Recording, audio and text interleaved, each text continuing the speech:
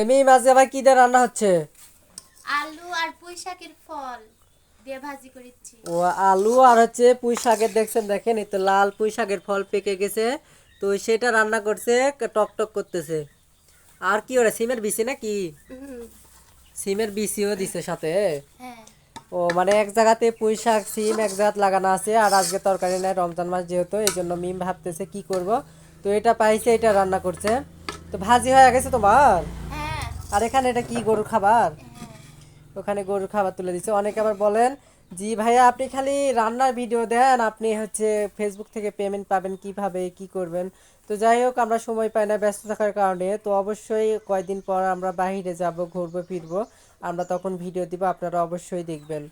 আর দেখছেন, দেখেন এত সুন্দর পুঁই ডাঁটার ফল দিয়ে জি এত সুন্দর রান্না টকটক করতেছে। অনেকে আবার বলবেন রং দিয়েছেন, না রং দেয়নি। তো এইভাবে রান্না। তো লাও, রান্না যখন হয়ে গেছে চলে যাও, কি করবো আবার তাহলে থেকে।